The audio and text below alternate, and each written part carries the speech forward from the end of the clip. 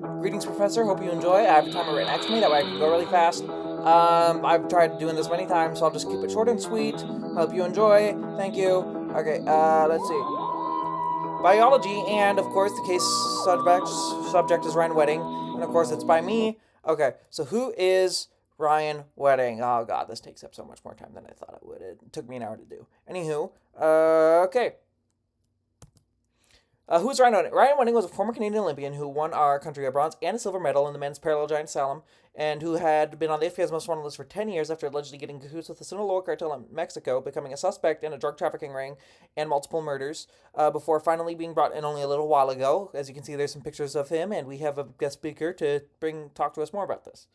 Oh, hi, it's Clippy. Will isn't that a blast from the past? Anywho, I think he has something to say to us. Wow, that is interesting. Would you like to dive deeper? Yes, I would. Thank you, Clippy. He says, why did he do it? That's a good question. How do you go from hero to a crime lord? And is Clippy the original ChatGPT? I think so, but we can only do two out of the three. Let's keep going. Now it's time for your favorite show. Hero or villain? As you can tell, I had too much fun with that. Anywho, from a young age, Ryan Wedding was a thrill seeker. He was always living a high-risk lifestyle. He would often trespass on his neighbor's property and break into their things. His grandfather taught him to drive before he could reach the pedals. He started snowboarding at age 12 and even won his first race. From there, he got on the team that represents Canada. He would go home and sleep by a reasonable hour while his peers, who were much older than him in his 20s, despite him being only 12, went out drinking. At 15, he made the Canadian national team. He started becoming obsessed with winning. He became egotistical and started becoming resentful of people who were better than him, either in skills, looks, or any other aspect. He even started taking steroids as an adult because he hated how buff some of the gym bros were when he grew up. Suddenly, he placed on the 24th in the 2002 qualifying Olympics. He seemed to give up shortly after, as if he couldn't handle not being the best for once. He was actually dating 5 separate girls, and I can't even handle one.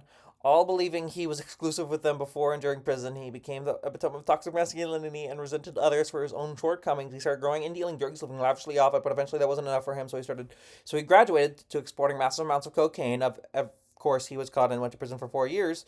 And here's a wildly inappropriate comic book. I hope you have a sense of humor. Otherwise, I'm failing. Let's get to it.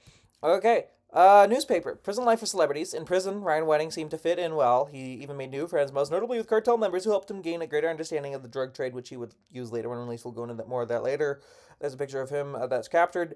Ryan Wedding told the judge, what I did was completely out of character for me and it is a personal mission of mine to rebuild my reputation, resulting in the judge lowering his sentence from 80 to 48 months. And in all fairness, when he got out of he did, in fact, rebuild his reputation. He was no longer a mid-level drug dealer. He was now a hardened drug lord. After self-identifying as a kingpin, collecting 3,000 kilograms of cocaine, hiring assassins, he actually filled his lifelong dream of becoming an alpha male, or as I like to call them, big boys. Biology Tuesdays, because I made this on a Tuesday, the biology of drastic change. In this segment, we'll be looking at what drove a former Olympian to a crime titan. I hope you enjoy the wordplay. As stated previously, from a young age, he was an adrenaline junkie, or more accurately, a sensation seeker. They seek a certain sensation of the mind. High sensation seekers have high levels of cortisol. You don't need to know this, because you already do, but I'm restating it for the purpose of the paper. Cortisol helps you perceive a threat and make an appropriate reaction to that threat. Ryan Wedding could have high cortisol levels to the point where he confuses other people who are of no threat to him as a threat. For example, the guys at the gym who are more muscular than him. In order to fight that threat, he turned to steroids. He broke into a neighbor's house as a kid for the same reason he became a pro athlete and eventually turned into a career criminal because he was a sensation seeker. He wasn't capable of thinking about the consequences either, and his actions because consequences did not scare him. Building off the first page, his brain also releases dopamine, which all brains do, but his does a little differently, making these actions more appealing. Thanks to what we learned about neurotransmitters in class, high levels of dopamine equals higher levels of aggression. Another reason he may be more prone to criminal activities is because his lack of avoidance learning. His grandfather encouraged him to break the law by teaching him to drive underage, and the judge sentenced him the first time, taught him that he could get away with it because they cut the time in half. The FBI tapped his phone calls, and he was bragging about making contacts in prison to help further his criminal career, which for some reason the judge decided to forepass or whatever. And he also, on his arrest, called the officer a FAGGOT instead of making nice like most criminals, which goes to show his aggression. Because they were doing a strip search. Anywho, he could very well be a psychopath, and the fact that they did this enabled his behavior. He has a high ANS function, leading to chronic overarousal, meaning he has displayed many. All of this means he has displayed many signs the average criminal does. The fact that no one caught on the first time around is quite astonishing. Even Bobby Allison said himself he had no fear, and a lot of kids say they want to go fast, but they don't actually want to go fast. They have something holding them back. There's a little bit of fear they're falling. Ryan had none of that. Anywho, let's go to review because we only have like a minute left or two. A criminal is a criminal for many reasons. One of these reasons is biological factors. Let's see what Ryan Wedding shares with criminals' biology. Hyper over arousal? Yeah, he had 5 girlfriends. I would say so. Deficit and avoidance learning? Yeah, he doesn't seem to learn his lesson. He went to prison twice. High levels of dopamine equals high levels of aggression. We can't really say that he has high levels of dopamine, but we can assume that the inverse is true. And yeah, he seems like a very angry individual. Behavioral rigidity, completely unwillingness to change. Yeah, he doesn't want to change. I mean, he's in prison for the second time. He doesn't want to do anything different. The only change he wants to make is become a worse person. Under responsive ANS, yeah, this kind of encompasses everything that we just talked about. So yeah, I would say so.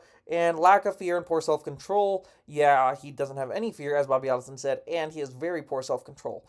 That's an editing error. In conclusion, Ryan Wenning was a criminal. Perhaps you could blame it on his biology, but that would take accountability that he should have. He is a psychopath, probably. He grew a huge ego from a young age, and that didn't help. He wasn't even happy being a simple drug dealer. His parents didn't help him with that. His family didn't help him with his upbringing, exposing him to these things, and it begs the question, is it genetic? But that's for a different time.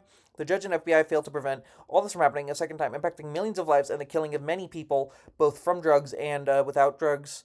Uh, but he even hired people, right? You could just say that the drugs he would get somewhere else. However, that's not necessarily true. However, even if it is true, those drugs probably killed people, as did the hits that he called out. In the future, hopefully, he spends the rest of his life behind bars. As a few days ago, he has been taken into custody and is pleaded not guilty, hence showing his avoidance learning. Um, this is the end. We managed to do it in 6 minutes and 34 seconds. I hope you enjoy because I went really, really fast. Thank you very much. Hope you enjoy. Oh God, I've never had this much time to do this before, but I guess I'll finish it here. Here, if you like to pause, is the what do you call it? The references. Please enjoy. And since this is being posted on YouTube, if anybody wants to leave my professor a nice comment down below to give me a good mark, I'd really appreciate it. Please have mercy on my poor soul. Thank you. Bye.